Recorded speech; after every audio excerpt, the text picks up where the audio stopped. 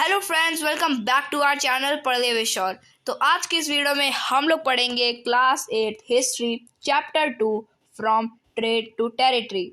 तो आज की इस वीडियो में हम लोगों को जो हमारा क्लास 8 हिस्ट्री का जो चैप्टर 2 है उसका जो सेकंड पार्ट है कंपनी रूल एक्सपेंड्स, हमारी स्टोरी का जो सेकंड पार्ट है कंपनी रूल एक्सपेंड्स, इसे आज हम लोग को स्टार्ट करना है। तो उसके पहले वाले वीडियो में हम लोगों ने पहले पार्ट के सारे टॉपिक्स अच्छी तरह से कंप्लीट कर लिए। अब हम लोग सेकंड पार्ट को स्टार्ट करते हैं। तो चलिए शुरू करते हैं। Company rule expends.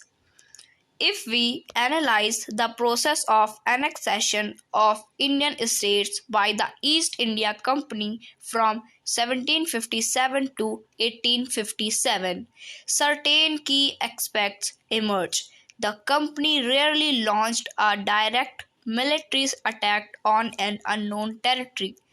Instead, it used a variety of political, economic, and diplomatic methods to extend its influence before annexing an Indian kingdom. यानी कि इसमें एक वर्ड आ रहा बार बार, एनेक्सेशन।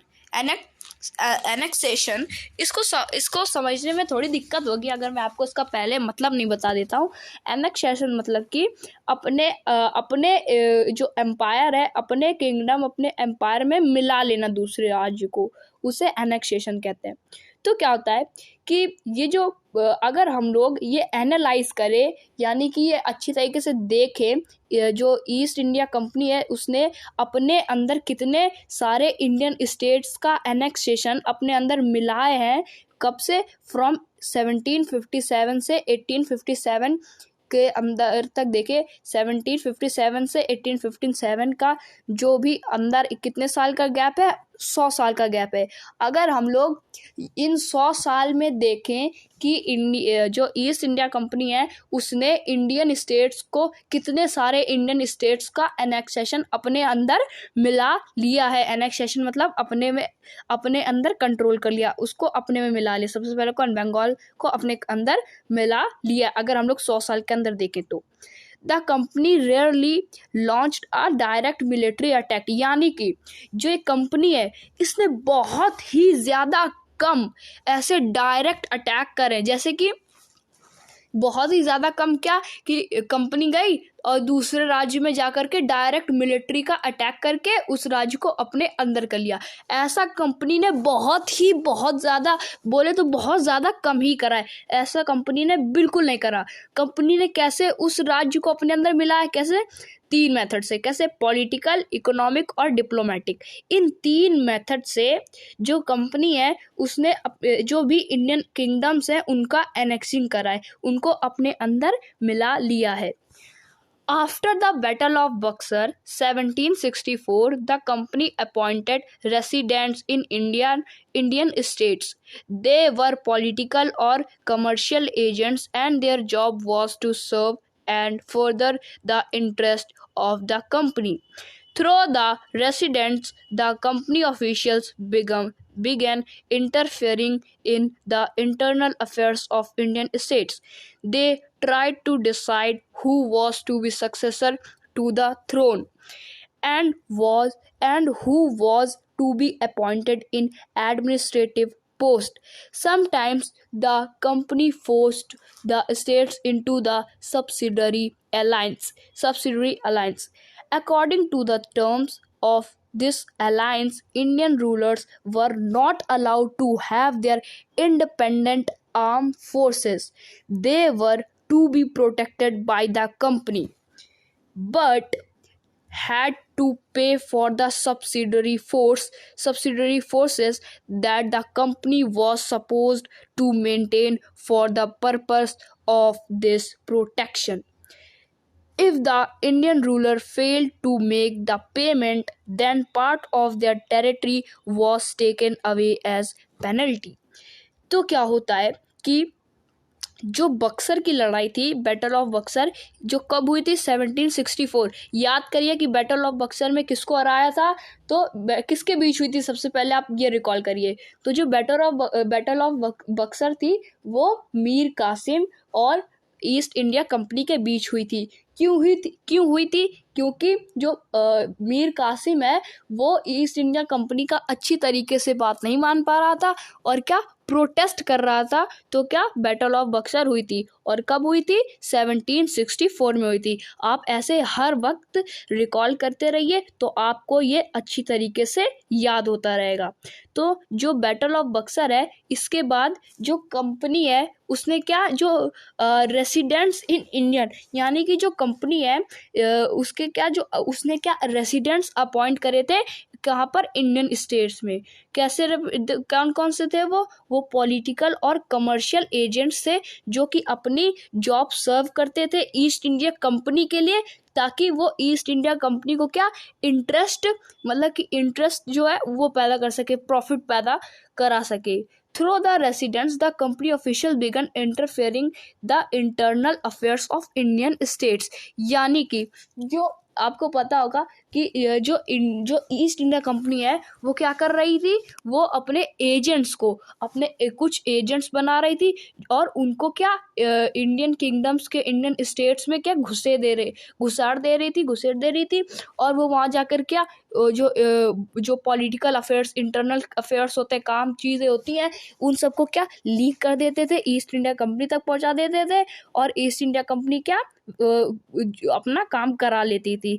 और कभी कभी तो वो ये जो ईस्ट इंडिया कंपनी है वो ऐसा भी ट्राई करती कि ऐसा, मतलब कि बताती कि ये राजा मर जाएगा तो उसके बाद इसको राजा बनाना। यानी कि ऐसा कहीं होता है कि अगर देखे कि हमारा देश है भारत, अब नरेंद्र मोदी हमारे यहाँ क्या है? प्राइम मिनिस्टर है।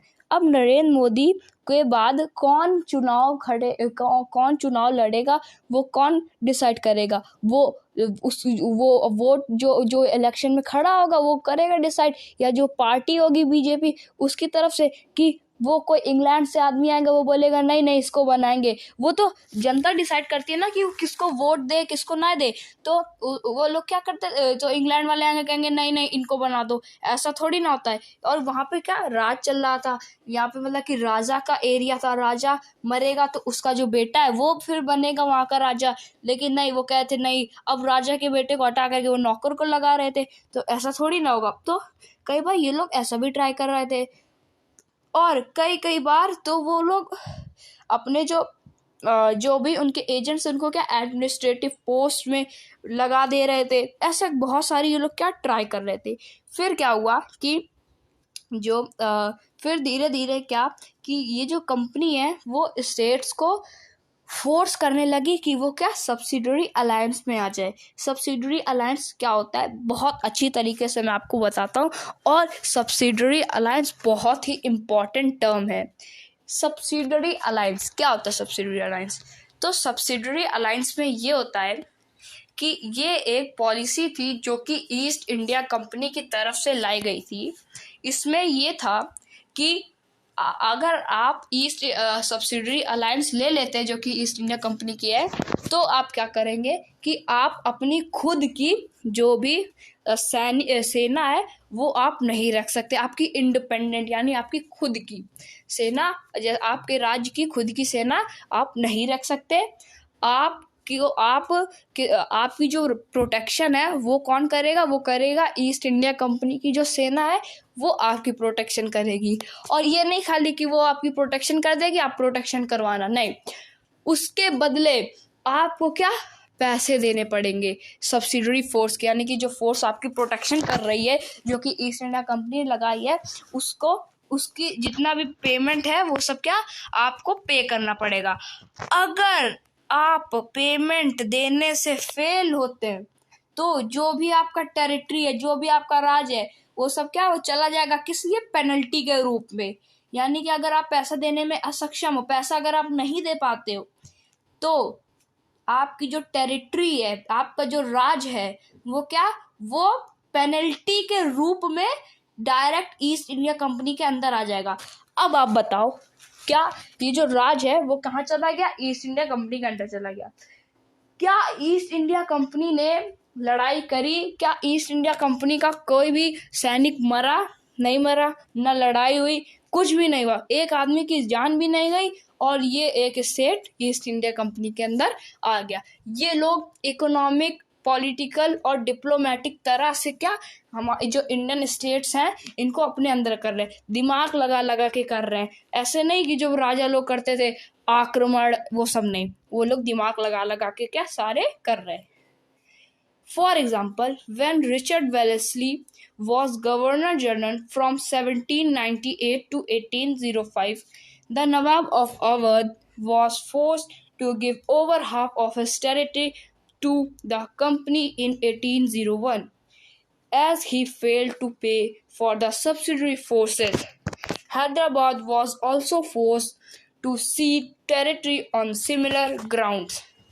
अब आप समझिए, जैसा कि बताया कि अगर आप फेल हो जाएंगे, और इनके अगर आपको कुछ एग्जाम्पल्स बताऊं तो कौन एग्जाम्पल्स हैं? एक है कौन? अवध और एक हैदराबाद।